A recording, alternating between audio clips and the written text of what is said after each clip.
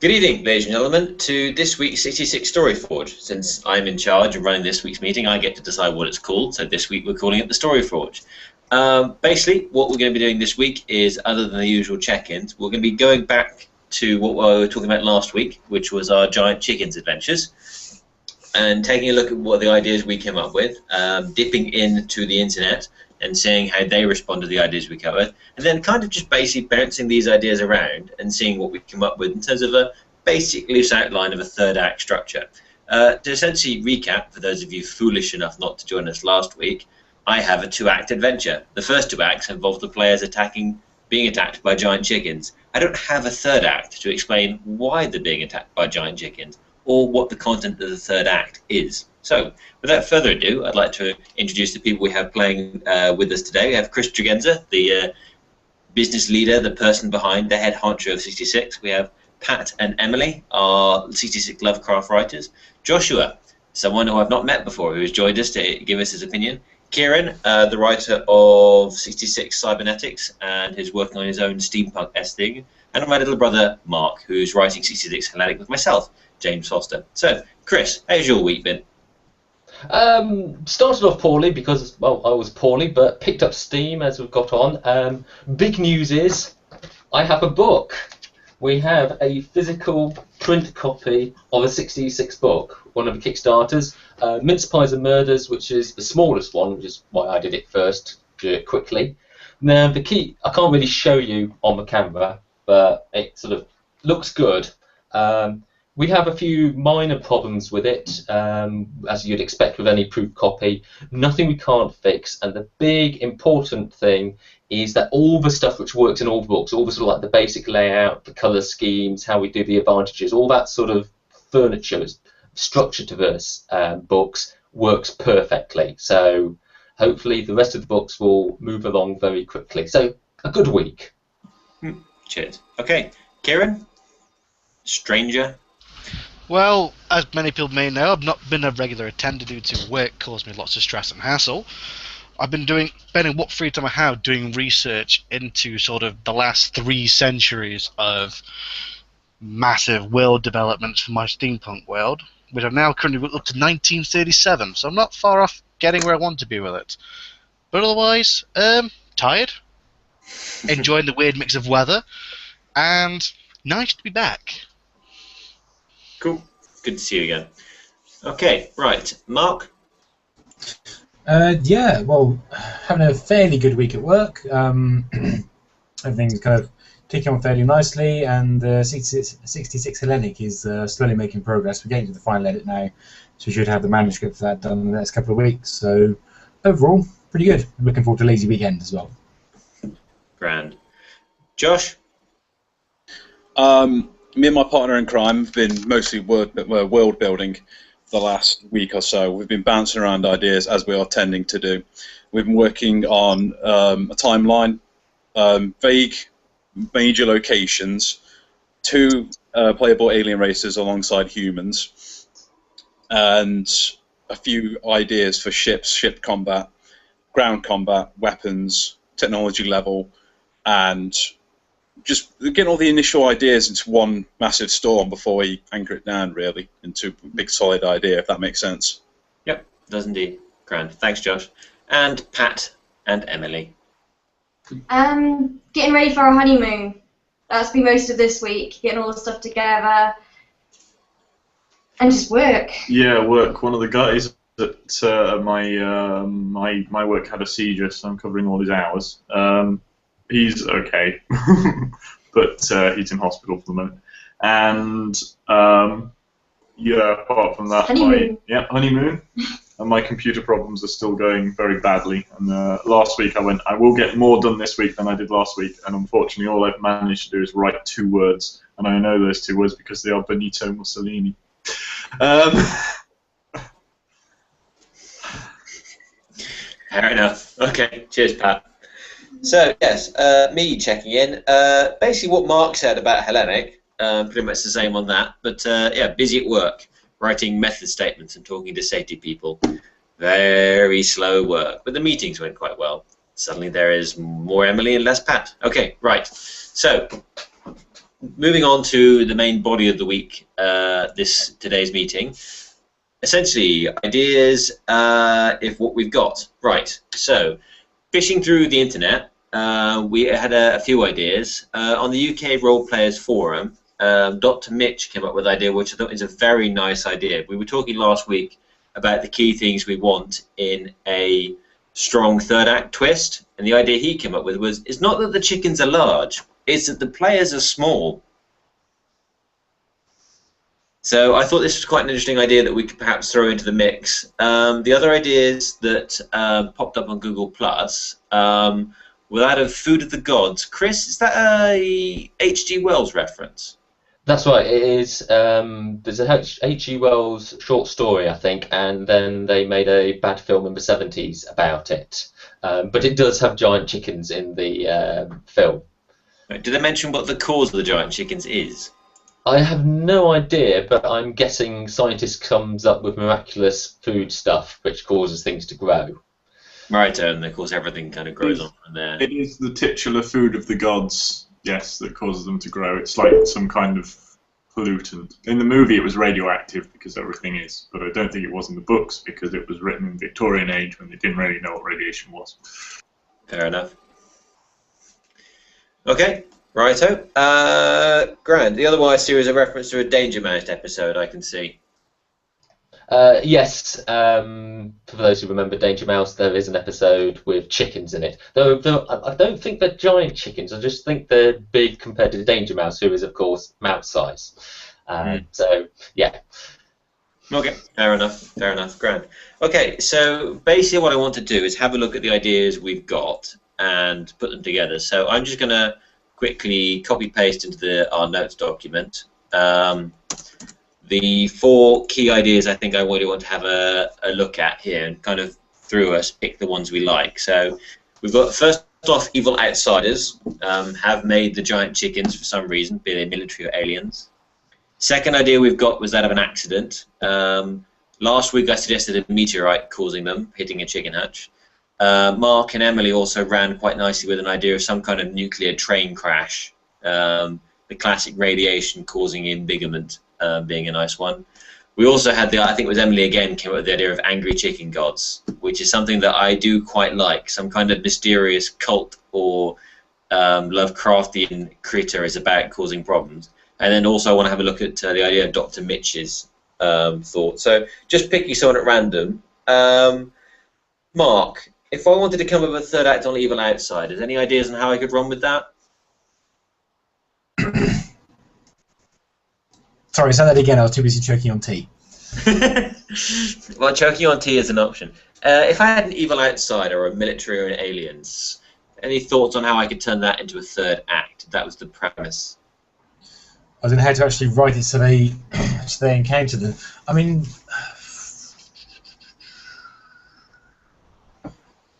because at some point you have to show these things, but you don't want to drop them in at the very end. You kind of want to foreshadow them. It's like the kind of Chekhov gun concept. But whatever you do in the third bit, you need to have some reference to them or something oblique to them, foreshadowing their presence in the first act. Otherwise, it's just a bit of a weird drop of suddenly it's aliens. Oh, okay. It's that's going to create a very kind of jarring shift from a nice kind of traditional kaiju giant monster movie to the to something big conspiracy plot thing. In terms of actually then doing that, I mean, it really relies on what you foreshadow, I think. So if you foreshadow with another character they've already met, turns out he's actually a cultist, and they both met, he pops up again and says, haha, I'm actually this. Then you can get on to getting the plot to the players. Would you prefer to have someone standing there and telling them the plot, or would they find it out by finding a newspaper or finding someone's logbook which says... Yeah, I mean, this is the query I have with the evil outsiders idea is, yes, I had the 2 set piece fights that form acts 1 and 2, but then you get to the point, so okay, how do you introduce the fact that there are these things have been created by some alien playing around? It's just, I think it has some promise, but the evil outsiders idea of just someone has gone, why are the aliens suddenly decided to go? There's this big motivation gap that you come across. I have seen various people comment that why do people, military guys, always seem to think super soldier programs will go well? They never do. They always end horribly badly. So not that. Yeah, that one's potentially a bit of a train. Not that bounce on this idea. All right, who wants to have a go at? Give me some ideas on, for say, a meteorite or a nuclear accident. Well, to be honest, you've sort of had something like this happen already with the Steven Spielberg figure that recently, a Super 8, I think it is. There's a similar kind of idea where there's a military train carrying a contained cargo that there's a crash, it gets out and strange things starts happening. That's a good idea how to do it. So have an instance unrelated or related but has a distant effect, and the players sort of lead towards it through following trails and hints and guesses to link the two together without having an open source involvement. Yeah, and that leads a kind of mystery investigation alongside with dealing with the threat itself. Yeah, because that's not a bad idea, because just occurring to what Mark was saying about leading things in, I could easily imagine that the characters start off in a diner. You could easily put any information you wanted in the radio playing in the background of the diner. I think that's how I would do it if I was going to do something like that, at least with the nuclear train crash idea. With a meteorite, you want something in the chickens itself, so just buried in the flesh, to be something alien, unusual, that makes you go, where's that come from? To make them look for it, to find the source of that. That's a good idea. Actually finding something in the first chicken they kill, for example, to do it, or for other stuff. I'd say it's the meteors. You can get this big meteor storm happening the night before. Suddenly there's giant chickens. And nothing else. If you want people can just backtrack following the tracks. What if each giant chicken has an object in it that look like they slot together? Oh, that's evil. I like that. But then you've got a kind of a plan to do, because you've got, well, we have to collect all of these things to find out what's going on, and then the fact that you've collected them all could be what draws the big controller down to confront you. That's interesting, because with that, you've got a kind of a building plot where they can't just deal with the chickens, they have to actually hunt down the chickens to find the rest of the pieces to bring the story to an end result. That's interesting for a third act finale. I think that works quite well, actually. That's a good idea, Pat, because the killer drives them, and also the point where they put the three or more pieces together is the clear defining moment where you switch over to the third act, and it's that point you can bring in whatever actually it is your third act you want to be. Because one of the problems you've got with a meteorite or a train crash or an infection principle is the end of the second act they discover what the cause is.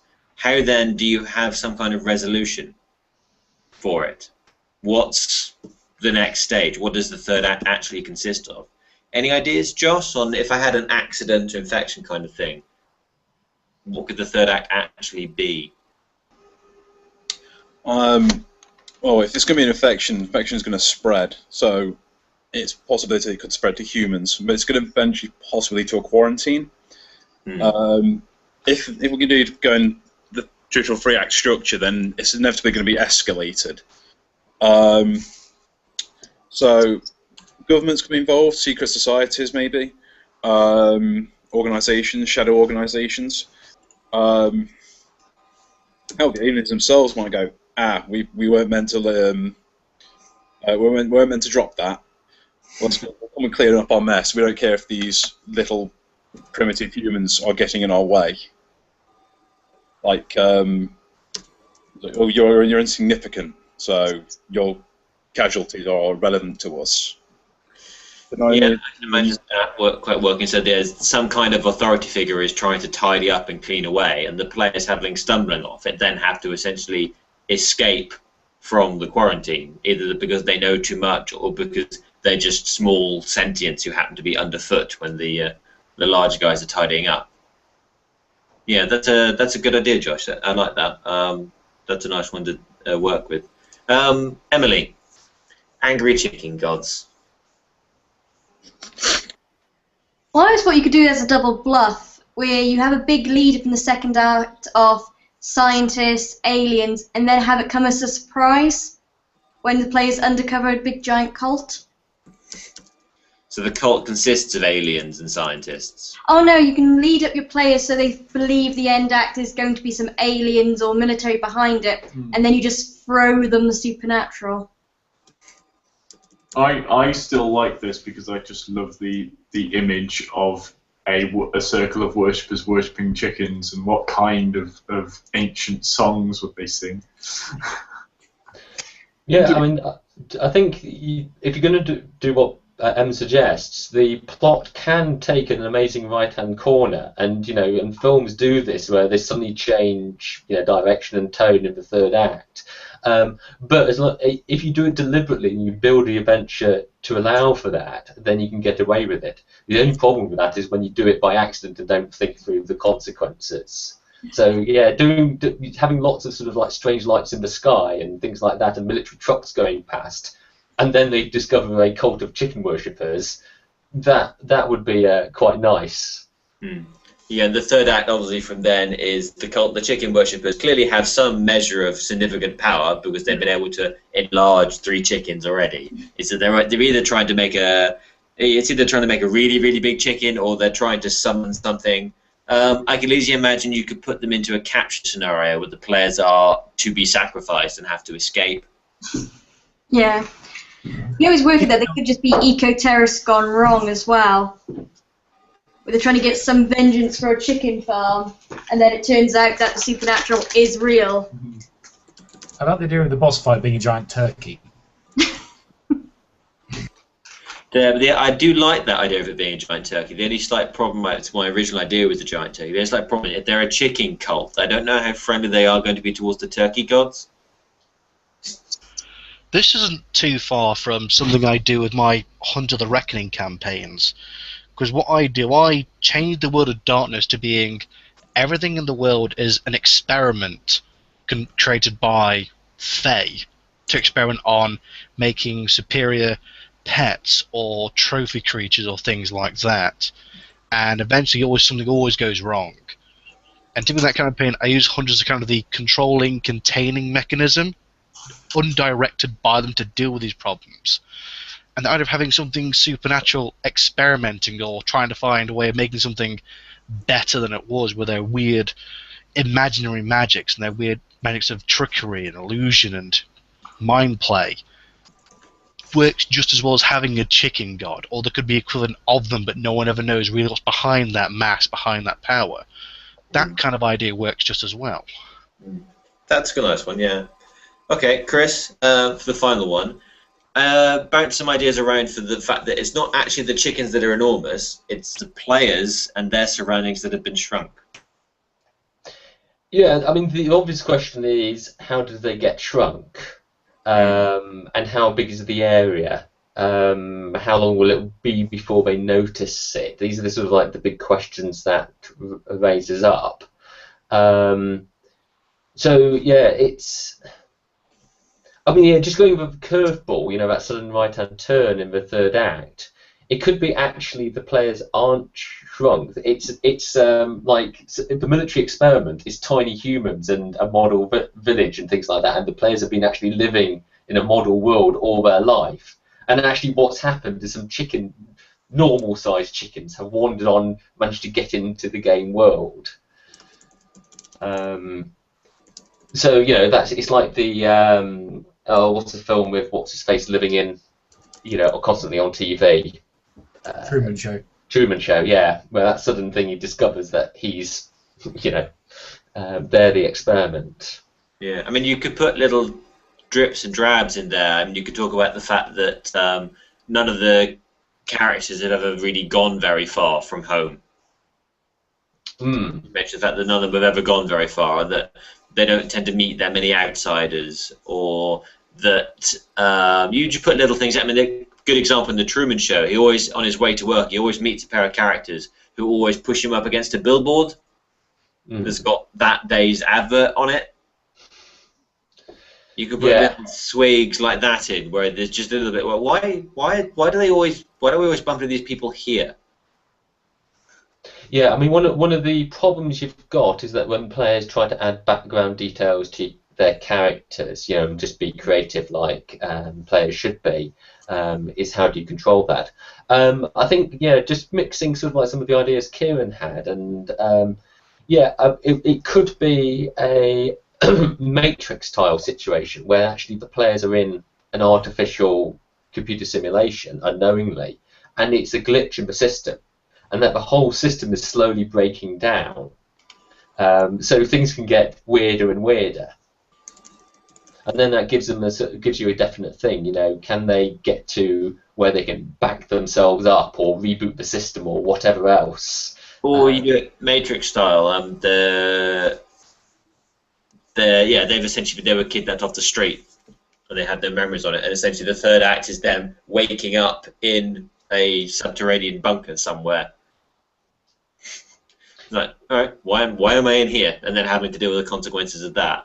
Particularly if you start throwing giant chickens at them again, it's like, are we still in the simulation? And then you can start holodecking them all into confusion, which would be an interesting, but maybe long-winded third act. Okay, I think we've got some good ideas on there. Everyone's got access to the doc. If you could put your mark next to the idea you think is your favourite. Okay. Stupid question. How do I do that? Well, you just click on the Google Doc and then just kind of type. Yeah, just highlight and put your initials next to something, or any sort of markings. While you guys are doing that, Josh, you commented in the text about the idea of eco-terrorists. Yeah, eco-terrorists trying to deliberately prove that the chicken farmers are using the wrong kind of steroids. So in order to prove their point, they decide to go against another chicken farm and deliberately infect those chickens with the steroids. They accidentally use too much or the wrong kind of steroids, because as I say, there's going to be enough unscrupulous scientists in the world to produce something like this. They get too big, or they just get out of control, and they don't realise just how much of a threat that gigantic chickens, let's face it, chickens going to be descended from dinosaurs, are going to be. Yeah. So they're in groups. They're going to be nasty. I mean, heck, I used to raise chickens back in school, and they used to chase me around. If you had food, they would go for you. So I imagine giant chickens even would be a significant threat. That's why they are, actually. I mean, as we use a lot of these things, the characters, chickens, like most animals, naturally, if they're engaged in combat, they will leave. They won't stand and fight for any length of time. But you've got to remember, a chicken is essentially just a very feathered dinosaur, and they are vicious, nasty, and ruthless predators.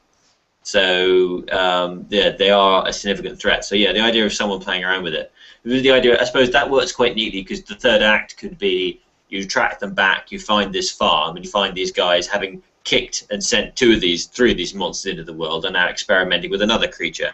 In this case, it has to be a giant turkey. So you could run with that on the idea of, well, the turkey's just going to indiscriminately eat things that may or may not involve the bioterrorists. So I think that one works quite well as well. So I'll add that to the list. Okay, so I'm seeing, Mark, have you voted?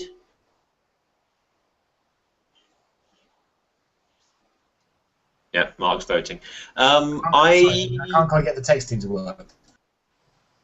Got it? There we go. Was it flicking around a bit, was it? Yeah, that's fine. Not a problem. To be honest, I think my first choice, the one I'm going to experiment with first, is probably going to be the Angry Chicken Gods. I do just like the visual image of a load of guys running around with red rubber gloves on their heads and chanting. A key theme I'm definitely bringing through in the story so far is a strong sense of the ridiculous, in that this is just insane that we're being attacked by these things, and it is kind of intended to be played for laughs. It's got to be played with a sense of humour, despite the genuine risk to the characters. So I think the Chicken Gods would be the first one I look at. I think the Bioterrorist is another good one. I think both those ideas give me a neat third act. I think the Players Shrunk and the Accident and the evil outsiders are all very good reasons as to why there are suddenly giant chickens around. I don't necessarily think they lead as neatly into a third act. So yeah, right, thanks for that, guys. You've pretty much solved the problem for me. I've gone from having no ideas about a third act to several. And as you know, Josh, zealots are always damn sight more dangerous because they're mental. So I think I quite like that. So I'm going to hand over to Chris for the discussion about what we're going to talk for next week's 66 Creative Meeting. Okay, thank you, Jay. Yeah, this is currently really experimenting with things. So this is really the first time. Last week we introduced the chickens, and this week we finished it off.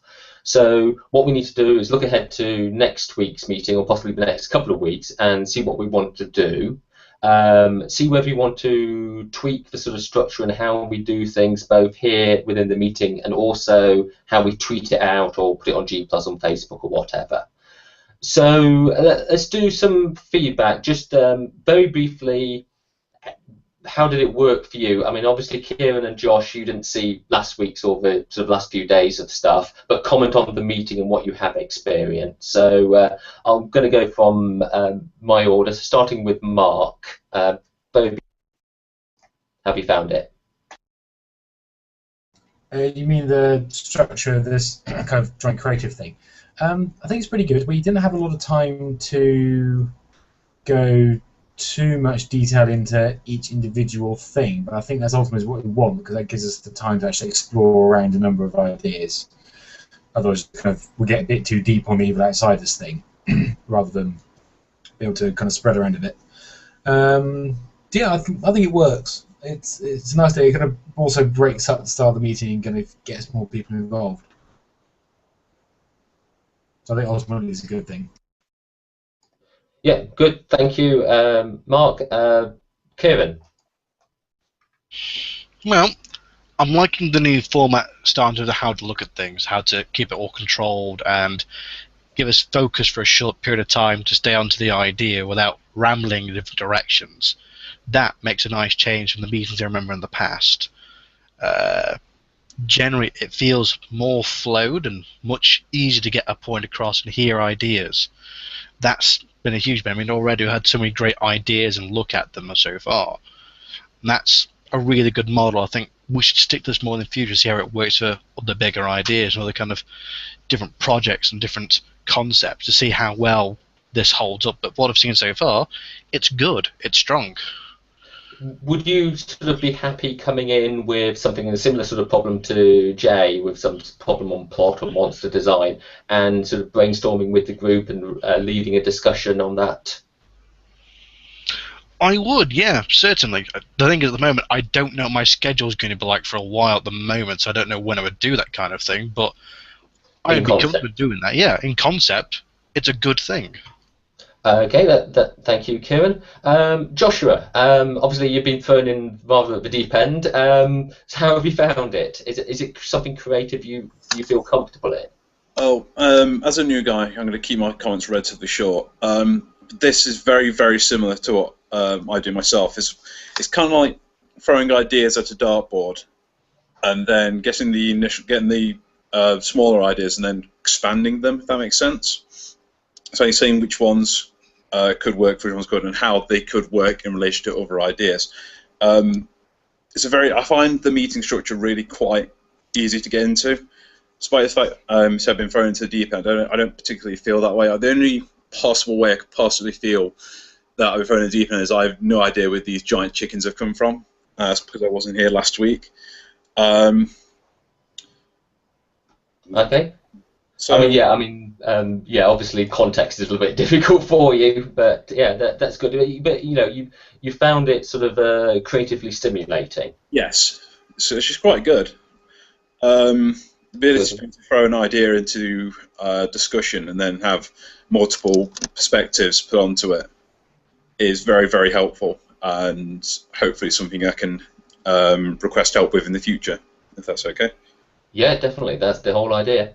Thank you very much. Jay, obviously you've sort of taken the lead. How's it been for you? Well, as the customer, my goal was to get more ideas for my third act, and I have succeeded. We have got more ideas for my third act. So ultimately, mission accomplished as far as I'm concerned for the first part of it. I think it works. It gives us, yeah, I think it works ultimately. We've got ideas, things that can come up with that I can then go away and work on and then come back for later on. This has been a very targeted and focused. I came with you with a very specific problem. Well, not that specific problem, but essentially I knew exactly what I wanted out of the meeting. I knew what the result was, what I wanted. So it'll be interesting to see if we do it with a less defined goal, how well it works with that, where we've got a much more open design space. And conversely, when someone says, for example, just comes to us with just saying, I've got this monster and it's got a little bit of a problem to it, how that will work and fill up 20 minutes worth of conversation.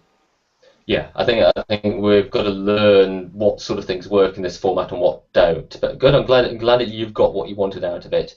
Pat and Em, how have you found it? We came on, a problem was identified, and it was sorted. As far as I'm concerned, that's a win. I think it's important to see what we're doing in different formats. This has been very much a story or ideas-based kind of thing, and it will be quite interesting to see how we hash it out with rules and things like that. I also think it'd be interesting to try maybe doing a session where we actually just start from nothing and try and build a world together, a la almost like we were doing kind of a game of Microscope or something like that. Would be quite interesting to see what we come up with. But yeah, it's a really nice creative way to do it. It's easy to follow. It's because of the whole kind of keeping everybody in track and muting everybody and all that stuff. Yeah, no, I'm really happy. Em, how have you found it? Same here. I find these really productive because we're going straight to the point. It feels like we're like, yeah, that's it. We're getting it done. We're ticking the boxes. We're using our community as well to, you know. Yeah. Yeah, I mean that's actually I was going to go on to ask that. I mean, just anybody, your interactions with the community on social media and stuff like that. How have you found it? You know, practical? Was it easy to do? Was there sort of information you needed which you didn't have? And also, what sort of response did you get from people? I've been getting quite good response over Twitter. I've been trying to do a running commentary during the meetings, which basically turned into me and one guy turning the whole giant chicken problem into Sir Robin from the Holy Grail, and then running into just continuing that sketch over Twitter. Yeah, all role playing ends up as Monty Python at the end. Yeah. Okay, Jay, on the forum, you got a bit of discussion going, did you? Do you think a little bit? I got Dr. Mitch came back with a good idea. I had a couple of people respond to that. I then responded to that. As you sent the letters out saying we should probably do that, which is a good idea. And then I got someone else commenting. I got an awful lot of that's interesting, but didn't get much more in the way of feedback. I did get quite a few views, 86 or quite. So a lot of people did look at it, but I didn't get an awful lot of people commenting. Taking on board the email you sent around talking about the phrasing of that, I think for next week we. Whoever is in charge, one thing you need to make sure is get the post that goes up strong, so that it's very much clear that it's a call to arms, it's a call to help, it's a call to contribute. Otherwise, people just see it as an information dump. Yeah, that's good. Yeah, no useful feedback. Mark, you were trying on Facebook, weren't you? I did. I had a little bit of difficulty getting stuff up onto them, and you give me the login access so I can put things on there. I could do with links to people's Twitter feeds where the stuff is playing out and whatever forums wrong with the stuff is playing out, so that I can then link to them from the Facebook thing. So having all that then means I can actually put up much more useful posts. So it's part of that call to action there. I can say, come and join us on these things, here's a bunch of links where you can do it, rather than saying, we've done a thing. Yeah, that's... Sorry, go So on. having the links to the forums where people can get involved, other places they can get involved where they might prefer to do it, rather than on Facebook, would be quite useful. I got absolutely zero response, unfortunately. Yeah, that's not unusual for Facebook. It is just shit anyway, because the number of people who see your post is appalling. Yeah, I'm not too surprised. One thing you mentioned there about the links and being able to see people's Twitter feeds, we should investigate something which can give us a merged feed. If we just set up a shared one which pulls everyone's feeds together, then there's just one place for us to sort of look. I think there's several services which might do something similar. If any of you sort of like got some particular knowledge or particular tools, then maybe we can organise that after the show. But I think that's something to do. If nothing else, we'll just share out Twitter accounts and make sure everybody is up to date so we can follow it the old-fashioned way. Right, okay, the general thing I've taken from that is like everyone's sort of like the meeting, everyone's comfortable creatively in the meeting, so it's definitely working.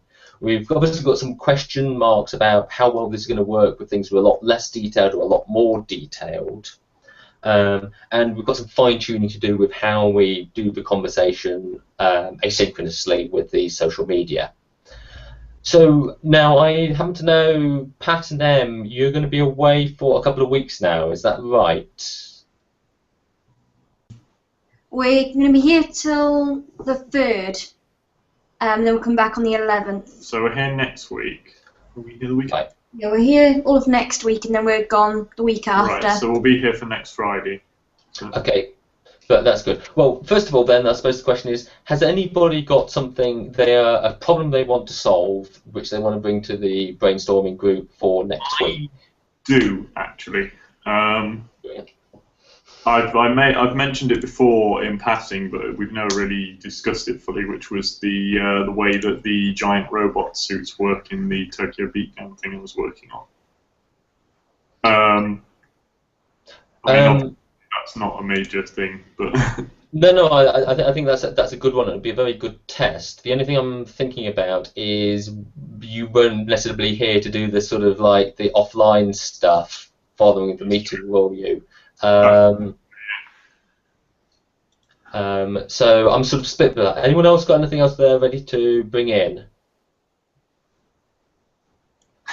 Okay, no, I mean, because what I was thinking is that we will do something like design a monster. I'll find an image and we'll just say, right, okay, we're going to design this monster and try something fairly detailed and see how that works. And we'll just try and do that within a single session. Yeah, so or if we do a follow-up to it, it'll be very brief. So it'd be a question of that or Pat doing your mecha stuff. Pat? yeah, I'm happy either way. I mean, the mecha stuff is a rule thing, so it'll be an interesting thing, but so is the design of monster. But that said, I do also need more monsters for my giant mechas to fight, so maybe we can do that way, and I can run that designing monster, because they've all been done. Okay, so I'm just looking at the calendar. You said you were away on the 3rd, didn't you? Yeah. So because we can do a design a monster in one session. If I run next week and do a design a monster, and we'll club together and try and design a giant monster for our mechas to fight, and then when we've gotten back, do the other thing. Is that okay with you? Well, the only thing which concerns is about whether the online stuff and the follow-up. Yeah, you're right, actually. Yeah, because it's still the same bomb. Because otherwise, exactly. So, no worries. So if everyone's happy, what we'll do is we'll do a design a monster, and then we'll do probably the week Pat and Em away. We'll find something else to do if none of us have got an immediate problem to solve. And then when Pat comes back, we'll look at some mecha rules and how we'd handle that in the system. Does that sound good to everyone? Mm-hmm. That's good. Yeah. I'd be happy to find out that. Okay, The other thing, just Chris. The other thing we will need to do is post on our asynchronous stuff as well, this meeting and the conclusion to this meeting. So I will put together an email which I'll send out for the bare bones of you guys to put together on your formats to basically say, and the second half of the story Forge of Giant Chicken happened. So yeah. Yeah, Pat, basically what you need to do is, if you're going to be hosting next week, is basically put together a quick email or some kind of text for the rest of us to use on our other media. I thought I wasn't now. No, I'm hosting. Yeah. Pat will host when he gets back. Okay, on that note, so Josh and Kieran, can you just stick your email addresses into the document so that we can keep you in the loop? I know, Kieran, I've got yours somewhere, but just put it here for convenience. Okay, so that's great. We've got a plan for next week. I shall pick some starting point for the monster, some image or whatever, and start circling that out as soon as possible and get the discussion going. Okay, very quickly then, on to the end. So let's do some pluses and deltas. We'll go through and do the pluses. So one thing, so something you liked about the meeting. I'll go through in reverse order from my point of view. Emily. Pluses, again, really enjoying this layout, and a big plus is more people. We've got Kieran back, and of course we've got Josh as well, so that's the exciting thing. Brilliant, excellent. Pat? Yeah, more people. That's and this format just seems to be taking off quite well, which I'm quite pleased with. Delta. Oh, sorry, we're not doing Delta yet. Okay, Jay. Pluses. Problem solved. That'll do. Brilliant. Hey, Joshua. Pluses. This is really quite interesting structure and process. I'm really quite excited to be able to submit questions and things I need help with, and we're getting help with them. Deltas. This is all very overwhelming still a little. I'm completely new to this, so I'm learning. So if I'm quiet, it's because I'm relatively well. Yeah, I mean that's great. It is new. I mean, we all know each other and been doing this for some time, so it's inevitably going to be sort of a bit of a shock to the system. Kieran, your plus, please. I think the biggest plus is to see a good working format where we all sort of creatively work well together. That's been the hugest thing I've taken from this as a positive. Because before there was a lot of interrupting and bouncing around, but now it's quite formal, it's quite strong, it works quickly and efficiently. Brilliant. Okay, and Mark, your plus, please. And we'll have your delta and we'll go back in reverse order. Okay. Pluses. It's a good break. It's good to be back into going over creative stuff and being involved in the collaborative work. Kind of be able to be involved in sort of the wider work of 66 rather than kind of being very deeply embedded in just Hellenic and not anything else. Deltas, not really having long enough to really chew the fat over ideas and really reach a solution. It kind of feels a little bit like we kind of here's a bunch of things and then we're going to leave it. It'd be nice to be able to dig a little bit deeper, but also we've only got so much time. Okay, good. Kieran, your delta? Actually, I'd have to say it's the same as Mark's in this case. It was nice to go and have a bit of a bite at the problem, but we never got time to really attack it from different angles, kind of to really sort of get our teeth into it. As it says. Yeah, I mean, we were dealing with a very broad concept, so there's lots of things to talk about. So yeah, when we talk about a monster and we might be talking about specific advantages, it's going to be interesting to see how that works. Josh, you mentioned it was overwhelming. Do you have any other deltas? Not off the top of my head currently, no. Okay, Jay? Similar to what Mark and Kieran were saying, that said, the counterpoint of that is this is the reason we're also bringing it into the asynchronous stuff as well. If you want to go into deeper detail and pick an idea out and really run with it and put some more ideas down, go on the forums or Google Plus or Facebook or Twitter and do it there. Yeah, good point. Pat, your delta? again, yeah, I think it may have just been due to the nature of the thing we were discussing, but yeah, didn't seem to be enough time to open all the options up. So, yeah. Okay, yeah, I mean, one thing to bear in mind is we won't have a discussion on the feedback and structure next time, so we're going to do that. So, yeah, okay, finally with M. Mine's completely different. It's more of a technical issue that we're having at the moment. And also, like, I don't know whether this is on the email, just what would be handy for me for doing the stuff on Twitter, just some links before we start the meeting of the actual YouTube address for when we're going live. Point, yes. So that's kind of break out several times and just try and go onto YouTube and try and find the video so then I could link it up. Yeah, you're absolutely right. So, yeah, there is, by the way, if you look down bottom right-hand corner of your window, there is a thing, I think, which says links. There was that only on mine because I started the meeting. I can't see it on here. Oh, it might just only be on mine then. Okay, that's great. Well, thank you, everyone. Right, we're bang on 8 o'clock, so we better stop. Joshua, we're about to go offline, but off air, but do stay online. We'll have a quick chat. Thank you very much, especially to Joshua for coming for the first time and braving us all. Great to see Kieran again, and nice to see everyone else as well. That's it. We're back next week for more brainstorming. Bye-bye. Bye-bye now. Bye-bye.